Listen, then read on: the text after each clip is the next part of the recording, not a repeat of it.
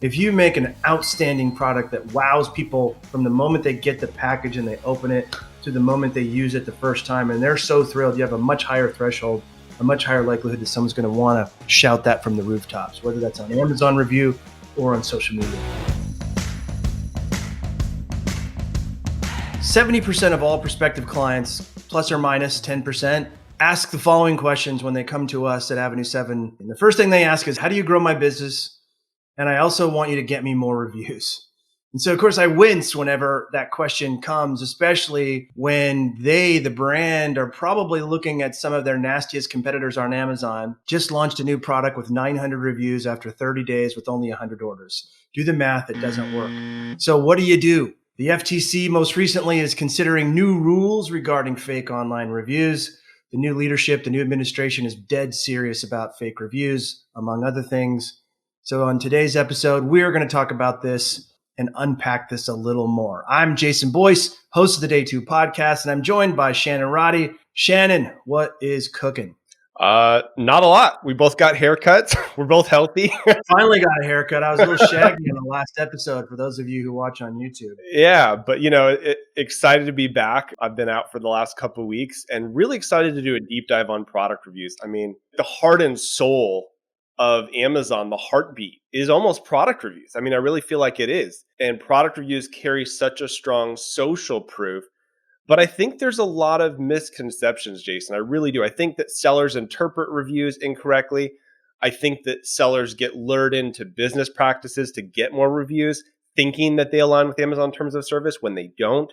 And I think that there's certainly a lack of awareness that the FTC is even involved. I mean, a lot of people just think it's an Amazon terms of service thing. They have no idea that they could be potentially breaking federal laws. So, to start off, I just want to ask you, you've been in this space for 20 plus years. Why are product reviews so important? What's the basis? Like, lay the foundation for why product reviews are so significant on Amazon, and what role do they play for customers and sellers? It really is a multifaceted role, reviews on Amazon. And, we've talked about this often in episodes. I love reading product reviews. Back when I was developing my own brand and my own products, I would read every negative review.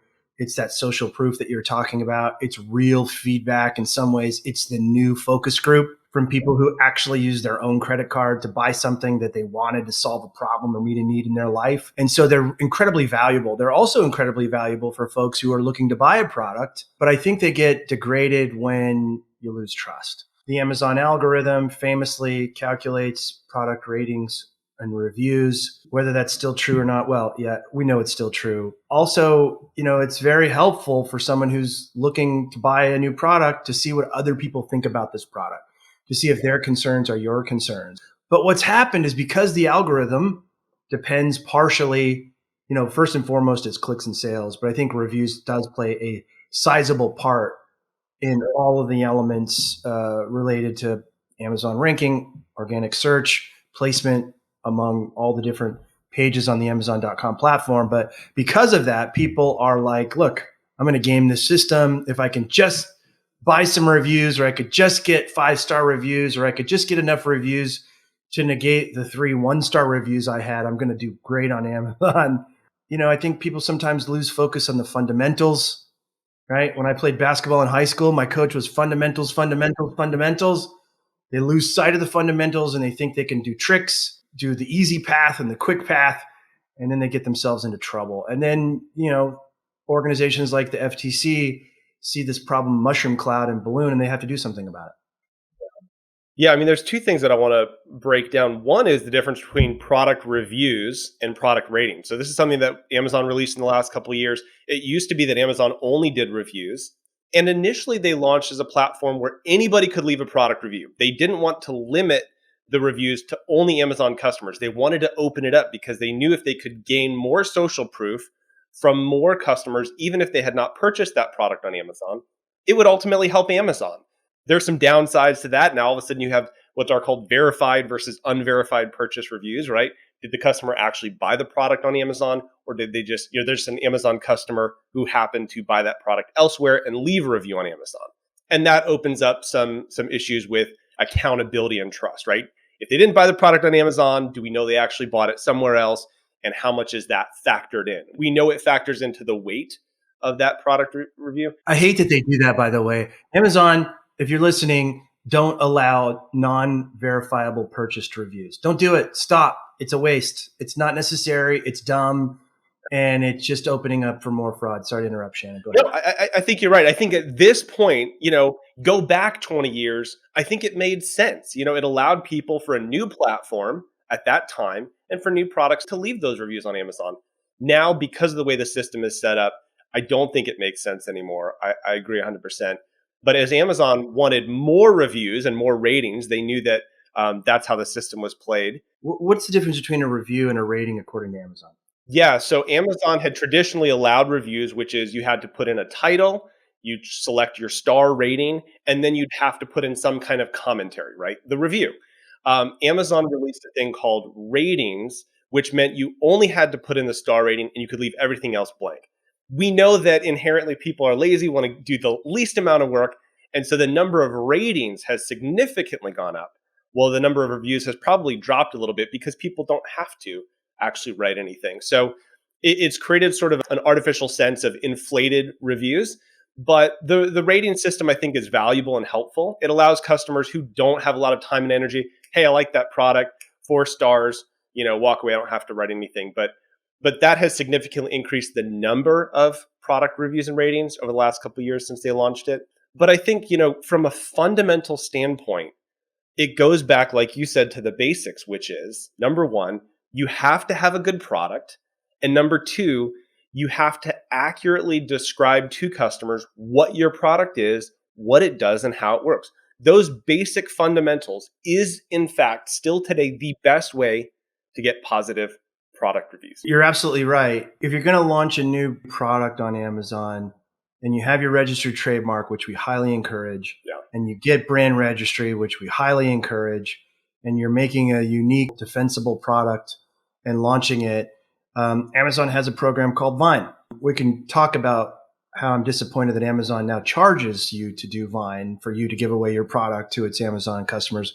We can have a separate conversation about that, but it's a good way to get that first 30 reviews. So you want to open the Vine can of worms early. Okay, let's do it. Yeah, I'm going right there. I mean, it's a big can of worms. You're right, Shannon, because A, you have to pay for it. B, you're giving away product to Amazon. You would think that you're violating FTC rules, but the reason why Amazon gets away with it is because they differentiate the way that review is shown. I think they call it Vine Voices. It says this unbiased review is in exchange for a free product. And I like it so long as Amazon keeps ratings and rank as part of its ranking algorithm, because it's really hard to go from no reviews to compete with somebody who's been selling the same product for 5 years who has 10,000 reviews. It's really hard. So I like the Vine program if I put my seller hat on. But I have some pushback against that. And there's some challenges with the Vine program. Amazon had the early reviewer program, which you could enroll in for $30. And for the first 10 reviews, Amazon would offer, I think, a $3 gift card. Or the seller would fund that coupon, but a credit to that customer to leave a review. I think the FTC actually found some issues with that. They wound up pulling that program. The biggest challenge with Vine, and this is why it's allowed, Vine Voices are not required to leave a review. You could give away $30, pay your $75 fee or whatever it is currently, and not get any reviews, or get 2 reviews from pessimistic Vine reviewers who are not even the ideal candidate for their product. And, I hate to sound like a broken record, but that has been a historical issue. I mean, we were talking on our Amazon consultants call last week where you literally had like a feminine, like hygiene product that was reviewed by a guy who gave it a scathing review, who was a Vine voice. You're like, this literally does not have any logical sense, right? It literally should not be allowed. That review should be taken down. So I think sellers are disappointed that you don't have sort of an option to sort of get those initial reviews. And especially if Amazon's Vine Voices audience isn't big enough or targeted enough, where you can't go in and say, hey, this product is for women between these ages who are active and, that kind of thing. The reviews tend to be inaccurate, not because they're wrong, but because it's not the intended audience. And of course, if it's, if I'm selling you a product and you're not a dad, what good is your Vine Voice review if I'm selling a kid product. There's just no point. I can't argue with any of that, Shannon. I think you're spot on. Would it be that hard for Amazon to screen who's going to get a free product? If you're a man and you've never had a period, should you be allowed to review a product that you can't use? No, Yeah. that's dumb, right? I mean, and that's just a lazy development of Vine. I will agree with you on a second thing, which is it sure pisses me off when we make a recommendation to a client to pay. I think it's $200 to $250 per Yeah. ASIN now Yeah. in order for the right to give away 30 of your products to someone who may never on their own will and accord buy a product like yours, and then to only get 2 reviews out of that. You can't guarantee that they're going to be positive. That defeats the purpose of an honest review. But it sort of creates this inherent challenge, right? It's sort of this encyclical inherent challenge. It does. And I wouldn't be opposed to eliminating Vine altogether and just making it clean if and only if Amazon would do the right thing and clean house. Now, they're getting a ton of pressure from the FTC to do this. I think the FTC has a bat phone to Amazon every time one of these issues happen.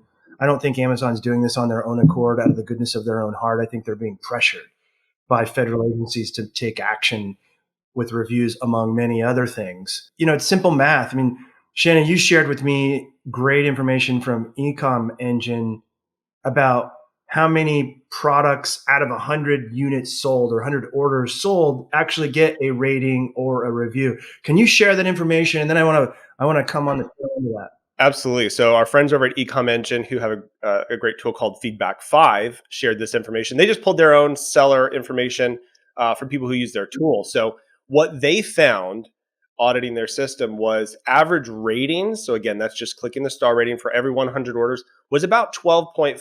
So about 12 and a half ratings per 100 orders, which is not bad. Just a star, not leaving a title, not leaving words about my experience. I'm just clicking 1 through 5. Yeah, but people who actually took the time to write a review, give it a title, actually write it out, include pictures or video, was 0.61. So less than 1 out of every 100 is actually taking the time to leave a review. So that's the data.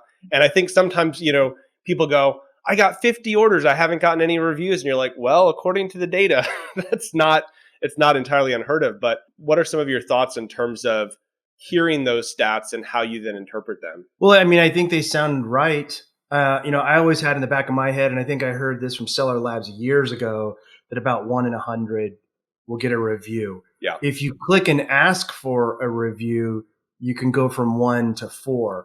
This is probably more accurate. I think if Amazon didn't have shoppers to just click the star rating, the average written reviews would probably go up, probably double. But if you think half of a review out of 100 orders sold, let's go back to the teaser that we started this episode with, which was, I had a client say, this competitor just launched this product. It's basically a copy of mine. Yeah. They've got 900 reviews. Sometimes they'll have 200 reviews a week in, right? You got 900 reviews. I pull up Jungle Scout. I pull up Helium 10. I see that they sold about 100 units in the first 30 days, and they've got 900 products. So you've got 900 reviews, and you've only sold 100 units. How in the hell does that math add up? It doesn't work. In my mind, it's mind-blowingly simple for Amazon to simply take that product down. Amazon, it's a simple algebra equation. You don't need some fancy algorithm. It's like, hey, if the number of orders is X and the number of reviews is greater than 4%, then that's a problem. No, take that shit down. We talked about this, last year at Prosper Show. We're in Vegas. Vegas knows when you're cheating. They don't have to see you slide a card out from under your sleeve. You're no Vegas, Amazon. You're no Vegas. You don't have to be wearing funky glasses with a hat that covers them. They know when you're cheating because of the odds. And I've seen that as well. A client reached out to me, showed me a competitor product. It had launched 30 days ago.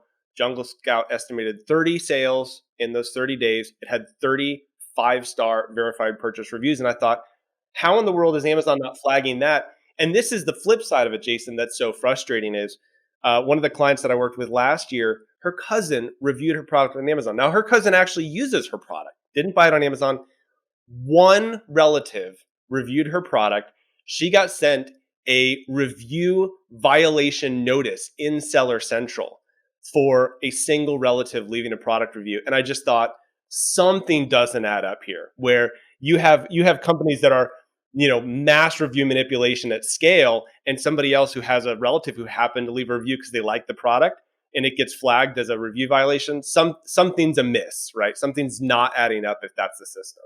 Shannon, that just reeks of injustice. Nobody likes, no American citizen likes injustice, right? Yeah. That's the textbook definition of it. I will have to say, I was reminded back when I was a seller where we would launch a new product before any of these traps were there, and we'd send the email out. We'd have like 30 or 40 family members go buy this and leave us a review, right?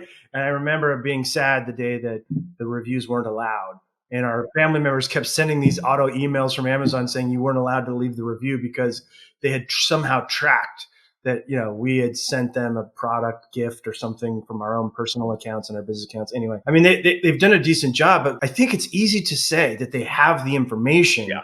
What they don't have is a willingness to consistently enforce the rules and punish the bad actors, to convince them and disincentivize them to continue these bad actions. And to give a very specific example, Amazon does not allow what's called diverting. Diverting is, and we're going to get into how you request a review in a minute, because I think that's important to talk about. But diverting means, and it used to be allowed, you could do it until Amazon saw people did it and then stopped it. But diverting meant, hey, did you have a great experience, Jason? Leave a product review. Oh, did you have a problem or a bad experience? Contact customer support and customer service and we'll make it right. And Amazon said, you can't do that because that's diverting. In my mind, it actually makes a lot of sense, because if somebody received a defective product, if they received a product that was damaged in the mail, for example, Amazon mislabeled something or they mislabeled something, they got the wrong product, allow the seller to make it right. Now, there's probably legal ramifications in there that I won't get into. I won't, proclaim to know, but there's a private label business on Amazon, publicly traded company, and they are explicitly doing this in their product inserts. I'm shocked that Amazon won't take action against it, because I think part of it is they don't want to. The company brings them millions of dollars a month in referral fees, FBA fees, advertising fees. So it's sort of this matter of playing loosey-goosey with some sellers and then nailing other sellers for a one-off that was accidental. And to your point, I think it feels like injustice. But going back to that main point, this is the question: how do sellers ask for product reviews in ways that aren't going to get them flagged? I mean, should we just kind of back up and talk about historically some of the ways that people did it and then some of the ways that are sort of allowed now and sort of best practices now? Well, let me just start by saying I've broken every rule in the book as an early seller because I was ignorant of the law. I didn't really understand that this was against the law to do this. And we wanted to grow our business. And I was young and hungry, and we were growing really fast, and we would do everything. We would email. Shannon, I'm old enough to know I used to get actual email addresses from Amazon customers. We would download them and send emails from our own email server. None of that's possible now. All that information is masked or within Amazon's walls. We used to put the inserts, the ridiculous inserts. If you had a great experience, leave us a review. If you had a bad experience, give us a call. Let's see if we can help. Diverting. I understand how that's review manipulation, and I do agree with your point. If you're asking what you should do today, number one, sell a great product and sell a lot of it. That's the first thing that you need to do today in order to get more reviews. If you make an outstanding product that wows people from the moment they get the package and they open it to the moment they use it the first time, and they're so thrilled, you have a much higher threshold, a much higher likelihood that someone's going to want to shout that from the rooftops, whether that's on Amazon review or on social media. Number two, in Seller Central, you click to request a review. Within Amazon Seller Central, and I know Ecom Engine and a lot of the other tools that are out there, Feedback 5, they have that API connection. With our proprietary software, Shannon, we have that API connection with our clients, so we can do that. I think Merchant Spring is another one that does this. Use Amazon's system, which complies with TOS, and don't write anything cute or different or anything. And that's it. And going back and hitting the rewind button, going back even a year or two ago, when I became a big fan of Ecom Engine and using Feedback 5, we could do a lot of things. I mean, you could track the open rate, right? They allowed, sort of these pixel trackers. Amazon cut that out, and I get that. We used to send a customized email, even that was in sort of within TOS compliance, but it allowed us to do branding. It allowed us to speak in the tone and the messaging. One of the things that we used to do was actually link to helpful product reviews hosted on the detail page, of how to unbox and use the product. That's just smart. That's Yep. just good customer service. That's what Amazon wants. But what we found was so crazy is Amazon began flagging those emails. And literally, Jason, I gave some of our team, we tested these templates out. I said, I've used this template for 3 years, never had an issue. We'd try it on a new seller account and Amazon would flag it. Exact same messaging. And it was sort of like the, proven guilty until innocent. But we'd have a situation where Amazon would do what's called 30-day restriction of proactive buyer seller messaging. So I'd send out an email and I'd say, hey, here's the product and blah, blah, blah, blah, blah. And Amazon goes, you said something bad. We're not going to tell you exactly what it was. It's one of these 15 things, right? So I hope you're a good guesser. We're restricting your proactive buyer seller messaging for 30 days. And if you do it again, you're suspended for life, which is there is no reinstatement. The challenge is if you try to adjust that messaging in any way, if you get it wrong again, even attempting to be completely TOS compliant, they would still restrict you for life. So that just became more and more of a challenge. And as we saw over the last decade, or as long as Amazon buyer seller messaging has been around, the restrictions have sort of gotten greater as the ability and opportunity to engage as a brand owner has decreased. I think the request to review is kind of going to become standard. They're probably going to restrict any customized messages. I'm guessing after 2023, that's going to be completely gone. And I hope and believe that what was great about the buyer seller messaging before, Amazon will then allow you to do things like add your logo, right? We see that with some of the manager customer engagement, personalize it just a little bit with the messaging that allows you to communicate the brand and tone. So customers don't just believe they're buying from Amazon. I mean, that's the biggest thing that we see, right? Customers only think they buy from Amazon. They don't realize they bought from an individual seller, even if it was, shipped and fulfilled by Amazon. Yeah, and look, there's still some things that you can do with the inserts that are interesting. So you can put a QR code on there, let someone scan it with their phone, and then you can sign up for a warranty your product, right? You can get a customer's information legitimately and legally if you issue a warranty or make it easy with an insert. And then once you have their information, of course, they'll also have your information, and so they're more likely to reach out to you if there's any issues. But at the end of the day, there's no reason for any longer for a custom message. Your custom message now is your packaging. Make your packaging cool and sexy and have some information where folks can reach you for any reason whatsoever as it relates to your product. Give them a good warranty, let them sign up for the warranty so that, you have a record of who it was, who bought it, where they bought it from if there's an issue. Quick comment on the warranty piece. There are products where you legitimately have a warranty, like a camera, for example. But I've seen people do a warranty for a toothbrush and they're like, email this Gmail address and you'll sign up for a warranty. That's a BS excuse to try to get somebody's email and retarget. I want a warranty on my toothbrush, and I don't care what you say. If you've got a product that, necessitates a warranty, have a warranty program. The point about scanning a QR code, those product inserts, you can do product inserts so long as they comply with Amazon's buyer seller messaging. They don't specifically lay it out. They just say it's the same as buyer seller messaging. Don't ask for only positive product reviews. Don't incentivize product reviews. Don't say, oh, we're a small family-run business, and if you don't give us a 5-star review, we can't eat next month, and we can't feed our children. I've seen that one. It's considered review manipulation. So there's these elements of stay out of that sandbox. But QR codes in the Amazon app can go to Amazon product videos. They can go to buyer seller messaging to contact the seller. Like I said, sometimes they can go back to a storefront page where you can actually have videos and instructional information. Right on. These are great TOS compliant ways to ensure customers have a great experience. And that really is the foundational element of getting positive product reviews.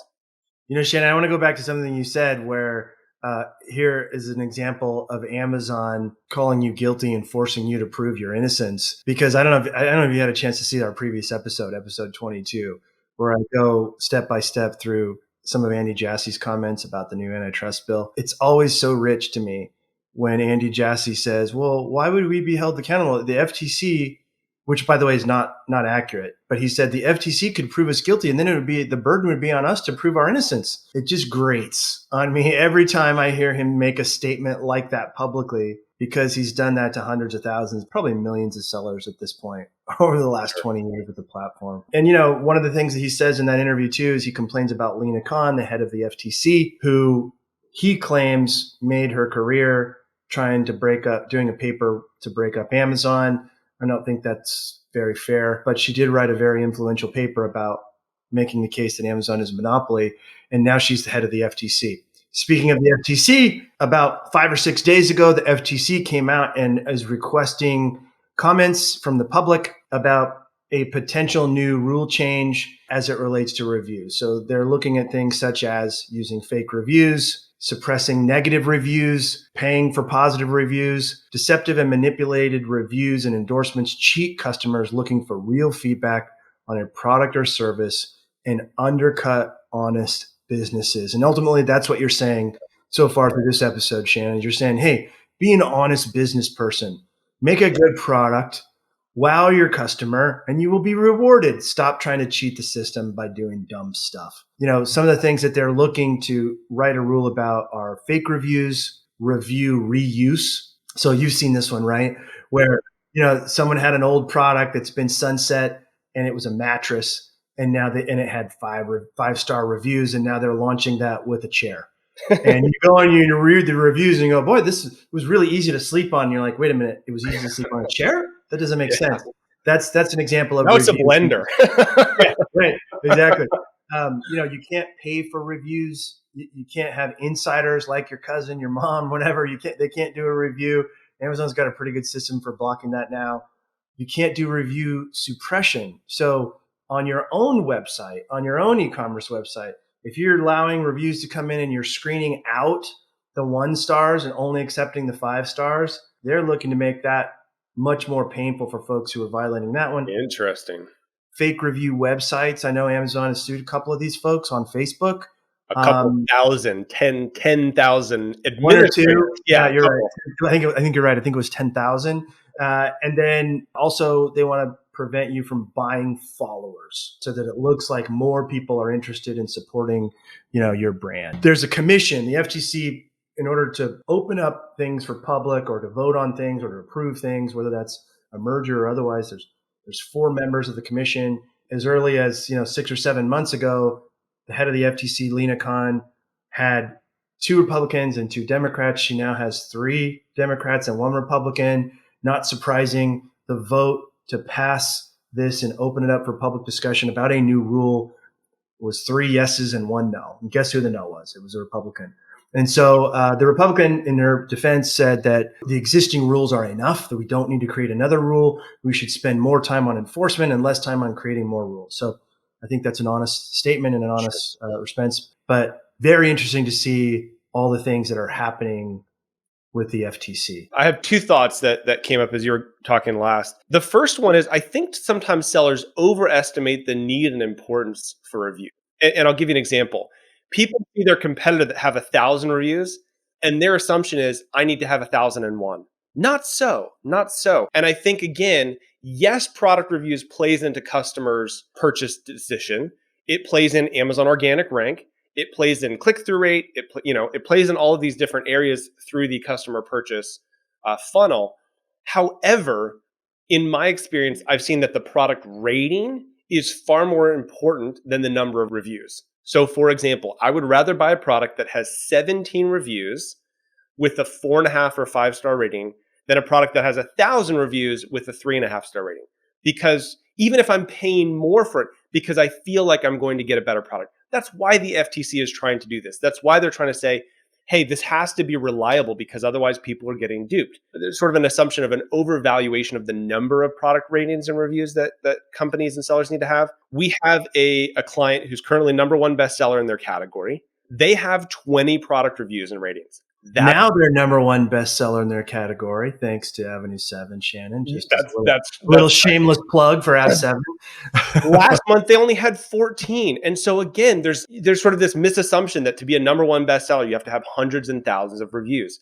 I understand the game has changed, and I understand that it's more challenging. But this is where we go back to the brand fundamentals, which is have not only a great product, but have a defensible product.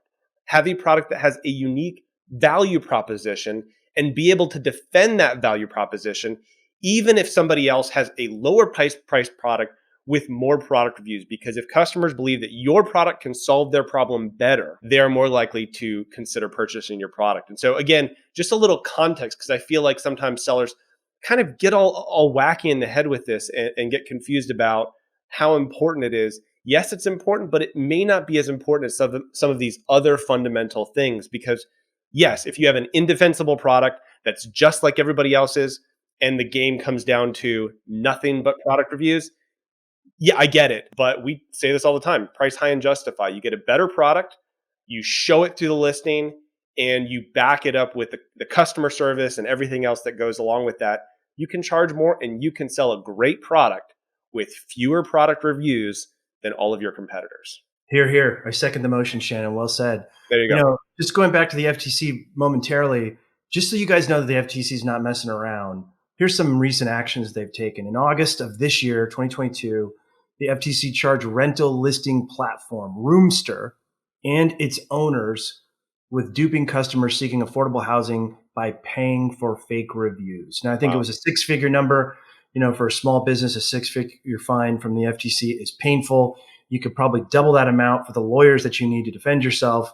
So you're probably looking at $250,000 to defend yourself. Don't buy reviews. In January of this year, the FTC required online fashion retailer Fashion Nova to pay $4.2 million for suppressing negative customer reviews from being posted to its website. So remember, and you're kicking out the 1-star reviews to hide real shoppers who've paid real money about your product or saying about your product, you could get a $4.2 million fine from the FTC. I think that there's one more Supreme Court decision out there, the AMG Capital Management LLC versus the FTC. So the Supreme Court sided against the FTC and hindered its ability to seek monetary relief for customers under an FTC act. And so I think that's where they're coming from with wanting to get this new rule change to make it quick and easy for them to find the crap out of anyone who are breaking these rules and to go beyond what the Supreme Court just prevented them from doing. But just keep in mind, folks, that didn't stop them from going after Roomster for 6 figures. And it sure as heck didn't stop them from going after, Fashion Nova for $4.2 million. It is no joke. This isn't some silly game that grade school kids can play and get away with. Yeah. There's, potentially multi-million-dollar fines for not doing the right thing. So Shannon, here's another reason why you shouldn't mess around with reviews. I'm on the board of Unibrands. We work with a lot of aggregators in the space, looking and reviewing businesses, looking to sell to the aggregators so they can go get their sit on the beach money. And it comes up more times than not, their valuation gets discounted because the aggregators in evaluating these companies are doing what Amazon should be doing. And they're identifying and saying, hey, you had X number of orders, but you had way outside of the norm. Way more than 10% of your orders came in at reviews. So we're going to discount what we're going to pay you because it's clear that you've been manipulating reviews. If you're out there and you think that breaking the rules is a smart thing to do and is going to help your valuation, you're just dead wrong, right? Aggregators aren't going to pay for fake reviews, so stop doing it. It's not going to help you, and it's not a good thing. Great point, Jason. Yeah, and so here I want to issue a warning to sellers. Number one, you've got to be extremely careful. Remember, you're not just violating Amazon terms of service. You could potentially be violating FTC federal violations. But the other thing is people get approached every which way from Sunday, and twice on Sunday from companies who say, we can get you better product reviews and more product reviews. That should be a red flag alert for you to run away and archive that email as spam. I had somebody reach out to me on LinkedIn and they say, hey, we've got this great new service and here's how it works. It's 100% Amazon TOS compliant. And I ran it by our compliance department and they're like, there's no way in hell that this is compliant. And here's why. And so they try to find ways around it. There are these automated sequence bots. And if you buy this product, you go to this website to get your second free product. They're becoming more and more sophisticated. But guys, it's not worth it because number one, your competitors can and will buy your product and report you if you do this. And number two, if you see your competitor go from 100 reviews to 150 reviews overnight, buy their product and see what happens. What follow-up? You get a postcard, right? We always get these silly postcards in the mail, offering a free $20 gift card if we review their product on Amazon. And by the way, Jason, I should not include a photo of this postcard for my own safety and protection, not because they don't want to get flagged as a seller. You may get in trouble if you rat them out. Yeah, Yeah, exactly. exactly. We'd Crazy. be very disappointed. So there's that aspect of it. It doesn't matter how sophisticated these systems get, they're still wrong, right? They're still completely out of TOS. If it's more than doing the request a review button or including a TOS compliant insert, probably going to get you suspended or fined at some point in the future. And this is actually brings up kind of a closing point that I want to make, Jason, which is if Amazon really wanted to deal with this, because we talked to people at Amazon Accelerate, and Amazon said, look, we're concerned about this. We believe it's important. And I'm like, look, it's like, to your point, not that hard. Use the algorithm to identify anybody doing over a stated dollar amount, right? Flag them and do the investigation. But number two, if Amazon really cared, they would let customers know we are trying to keep out bad actors. If you get a message, if you get a follow-up postcard, if you get an offer from your product that is trying to manipulate your review, here's where you send a link. Here's where you send a photo of that insert. Make it easy for customers to report it. Because Amazon says, we don't have the money. We don't have the bandwidth. Let customers do it. But I have a feeling, a sneaking suspicion, Jason, that Amazon doesn't want to do it because they'll sort of let the cat out of the bag by letting all of their customers know we have a review manipulation problem and we need you to help us do it because it's so big and so vast that we can't do it on our own. Strictly from a PR standpoint, they don't want to do that. It's mind-boggling to me because they care and they're customer obsessed. They care about the Amazon shopper more than anything that they claim, right? And how can you care about the Amazon shopper if you're willingly allowing the duping of that customer with fake reviews or inaccurate reviews or review gaming? It's counter to their number one premise and their number one leadership principle. And I don't get it. I don't think it's that hard. Maybe I'm wrong. I'm not an Amazon engineer, so I don't know how messed up their systems are, how hard it would be to change it, but I don't think it's that hard. I really don't. Yeah, I mean, and Amazon's taken away some of those seller benefits, like the ability to respond to product reviews. I mean, that was huge when Amazon wiped that out and said, not enough people are using this service, so we're going to just can it. But they weren't even showing it on mobile, and they didn't even let sellers know that they could respond to product reviews. A lot of sellers that we talk to and coach, they're like, what? I can respond to that product review, and other customers reading it will see that we responded and said, yeah, it looks like you got a defective product. We're willing to replace it. This, in effect, your negative 1-star review. But to take away those benefits and the ability to counteract some of that and not allow them to have that say is super challenging. So not a great way to launch a product other than build that social proof, build that demand, and then drive traffic to Amazon. And we talk about this. You build out your storefront, you create an Amazon attribution link, share it with your audience. And it's sad, but in this day and age, you have to explicitly tell your friends and family, we love you. Please do not review our product on Amazon. We don't want to get flagged. Yeah, exactly. I think, we didn't mention influencers here on this podcast, but I think, I'm hearing that the FTC is paying very close attention to the influencer community as well. Yeah. Who in many cases should do a better job of explaining that they're getting endorsed. I think there was a famous Kim Kardashian or one of the Kardashians. I don't know. They're all like the same to me, Shannon, forgive me. But one of the Kardashians didn't state that they were a paid endorser. Yeah, for cryptocurrency. Was it cryptocurrency? That's right. Thank you. And she put hashtag ad in the description, and they're like, that's really not enough. Not enough. Yeah. Yeah. And so, that's fine. There's nothing wrong with being a paid endorser of a product, but folks need to understand the difference between that and whether they really use the product or the tool or the service or whatever it is, and they're giving their honest feedback. And so, if it's a big multi-million-dollar influencer, you can probably be sure that everything they say is paid. But, I think this is long overdue. There's a lot of cleanup. And I got to tell you, Shannon, it's disappointing, but Amazon's not going to do this on their own free will. They're not going to do it out of the goodness of their heart. It's going to be these federal agencies that are pushing them hard, threatening to fine them and to hold them legally accountable that's going to get it done. I hate to say it. Yeah.